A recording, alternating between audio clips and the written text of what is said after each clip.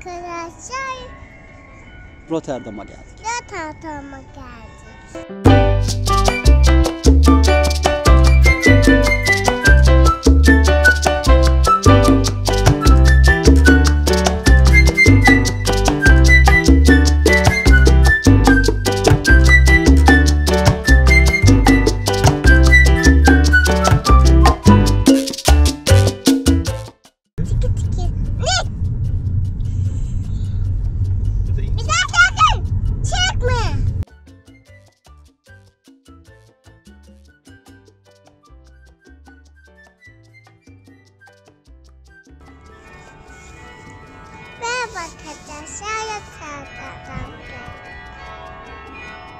Neredesin şu anda? Rotterdam'da mısın? Güzel mi burası? Evet, şu anda Mira videoyu kendisi çekiyor. Hadi döndür bakalım. Arkamızda kiliseyi göster. Bu arkadaki kilise değil mi? Kilise. Çok eski bir kilise. Ne var orada? Kilise. Kilise var. Bir de orada heykel var. Adı Erasmus. Bağır ama. Erasmus.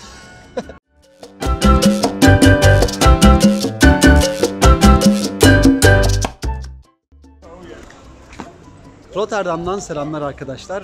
Şu anda Hollanda'nın en modern şehri, belki de dünyanın en modern şehirlerinden biri olan Rotterdam'a geldik. Burası defalarca kez eko şehir, işte engelli dostu şehir gibi birçok ödüller aldı. İkinci Dünya Savaşı'nda tamamen yıkılmasından dolayı şehir baştan yapıldı. Bunun da tabii avantajında planlı bir şehre sahip olmakla şu anda Rotterdamlılar yaşıyorlar. Hemen karşıda da zaten buranın Hoogstraat adı verilen, az önce yürüdüğüm yol, en işlek caddesi, bizim bildiğimiz İstiklal Caddesi gibi. Rotterdam'a aslında bir günlük yetiyor. Hemen buraya zaten Amsterdam'dan ya da Brüksel'den trenler, otobüslerle çok rahat gelebiliyorsunuz. Ulaşıma inanılmaz gelişmiş. Çok küçük, yani çok da öyle aman aman büyük nüfusa sahip olmamasına rağmen burada hem metro sistemi, hem tramvay sistemi, hem deniz otobüsleri, ilginç bir ulaşım sistemi de var burada. Yani dediğim gibi burası örnek olması gereken şeylerden bir tanesi. Şu anda turumuza başladık. Bakalım başka bizi neler bekliyor.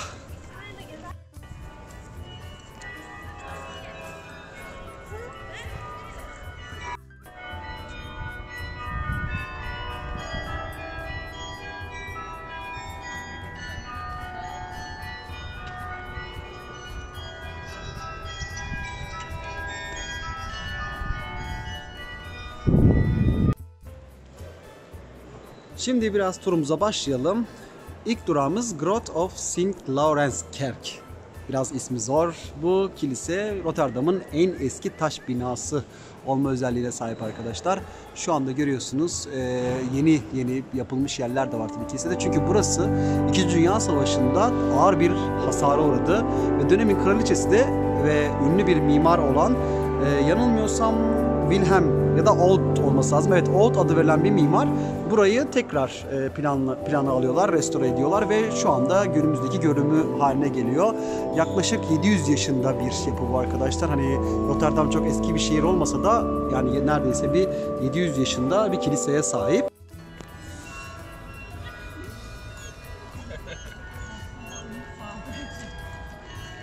Mira, gel beraber sevelim mi? Korktun mu? Hadi yanına git.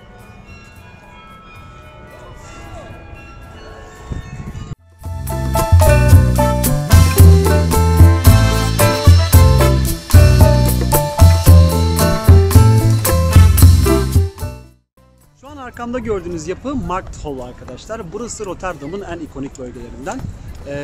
Burası tamamen bir pazar yeri aslında. İçeride bu ülkeye ait ya da dünyanın çeşitli yerlerinden gelen yöresel ürünleri, yemekleri, hediyelik eşyaları, her şeyi bulabileceğiniz bir yer. Ben 8 sene önce geldiğim zaman burası yoktu ama 2014 yılında açıldı burası ve modern mimarinin en güzel örneklerinden biri olduğu söyleniyor. İçerideki tasarımı gerçekten muhteşem. Yani kendinizi bir anda böyle bir aslında bir ormanın içerisinde hissediyorsunuz yukarıdaki resimlere baktığınız zaman. Zaten şu anda da görüntülerde görüyorsunuz.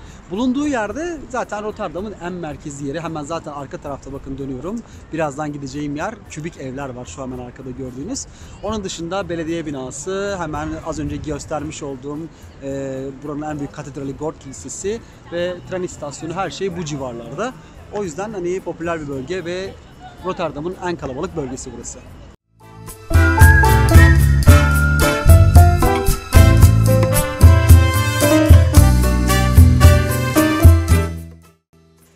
Marktal bölgesine geldik. Burası Rotterdam'daki pazar yeri arkadaşlar. Burada yöresel ve bütün Hollanda'ya diğer ürünleri bulabilirsiniz. Aynı zamanda dünya mutfağının çeşitli örneklerini bulabilirsiniz. Mesela ben kalamarı çok özlemiştim. Şöyle bir kalamar aldım. Ben biraz dayanamadım, başladım ama içi ağzına kadar kalamar doluydu ve bu 3,5 euroydu arkadaşlar. Yani dışarıda almaya kalksanız inanın yani bir restoranda 10-15 eurodan çıkamazsınız ama burası Rotterdam'daki en popüler bölge ve gördüğünüz gibi şu an hafta içi olmasına rağmen tıklım insan dolu. Tatlılar, balık, deniz ürünleri, işte etler, her şey var. Yani burada bütün öğünlerinizi geçirebilirsiniz.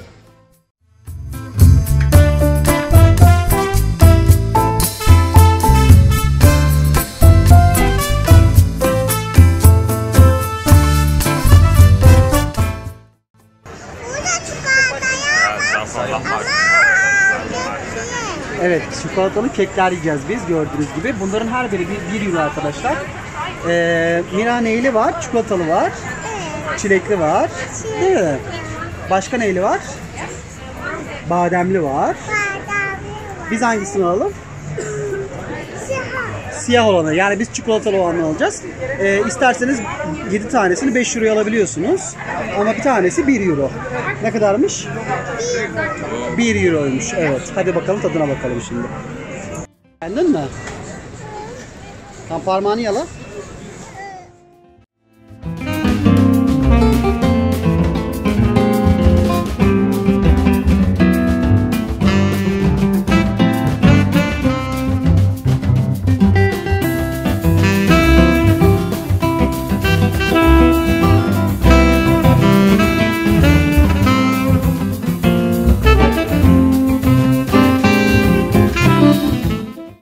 Şu anda gördüğünüz yer kübik evler. Birçok insanın Rotterdam'a gelme sebebi aslında. Bu dünya üzerinde aslında eşi benzeri görülmeyen bir yapı. Bunlar şu anda hostel olarak kullanılıyor. Aslında ilk tasarlandıkları zamanlarda ama çok daha farklıydı. Bunlar engellerle ilgili bir proje için tasarlanmıştı. Sonrasında hani bunu birçok bölgede bunlarla ilgili bir köyler kurmak istendi, yapılar yapılmak istendi ama yani bu yapıyı geçemedi. Şu anda dediğim gibi burası bir hostel. İsterseniz siz de bu odaların bir tanesinde kalabiliyorsunuz. Ben öğrencilik zamanlarında geldiğimde burada kalmıştım. Gerçekten çok güzel bir yapı. 1970'lerden galiba kalan bir yapı. Hatta Jackie Chan'in meşhur filmi vardı, Afrika Kaplanı. Orada burası geçiyor. Buradan da böyle bir koşup gidiyorlar. Zaten onun kaydı binada bu liman bölgesinde bir yerde. Burayı mutlaka tavsiye ederim. Hani öğrenci olarak buraya gelirseniz bu evlerde mutlaka bir gün kalın. Çok pahalı değil aslında. İçeride de dediğim gibi yamuk diye odada yaşıyorsunuz. Yani dışarıda nasıl görünüyorsa içeride aynı şekilde zaten. Vallahi yıllar çabuk geçiyor yani buraya bakınca. Kaç sene olmuş.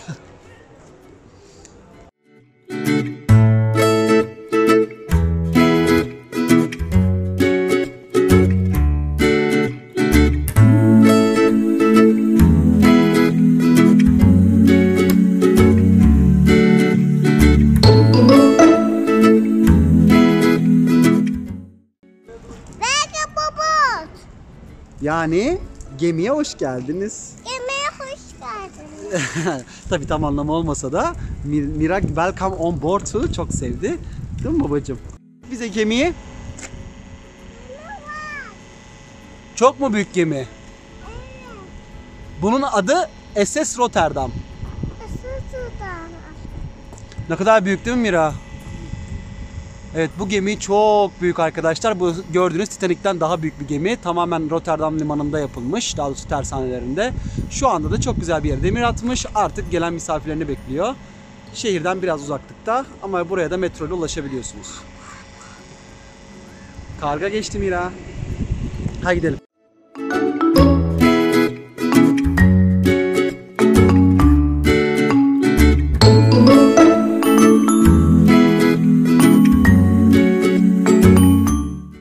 Şimdi çok acayip bir yere geldik. Burası Rotterdam'daki SS Rotterdam gemisi. Burada ne işim var diyeceksiniz ama burası otel, müze ve aynı zamanda şehrin ikonik noktalarından. Biz bu akşam burada konaklayacağız. Özel bir davetiye için buraya geldik. Hani bunu da belirtmek isterim.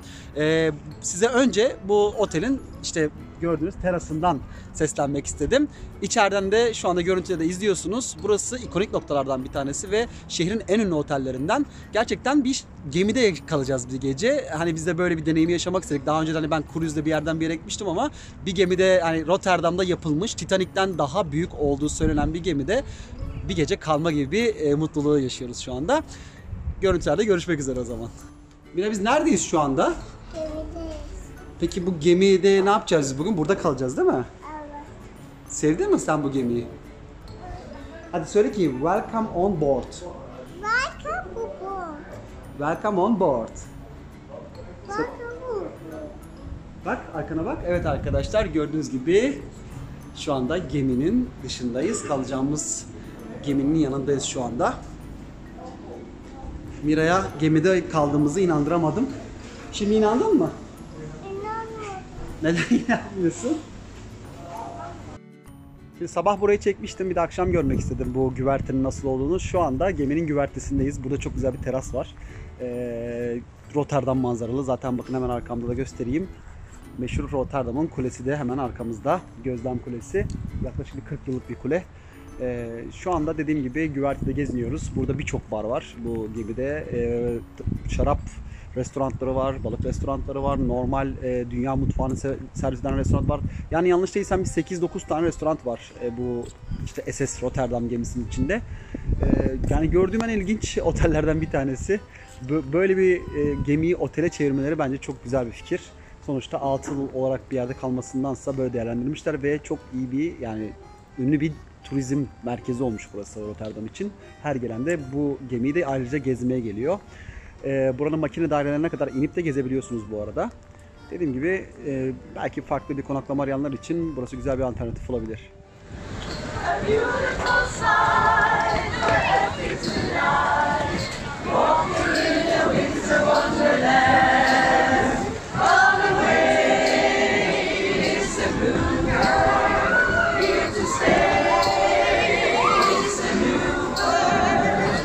Sing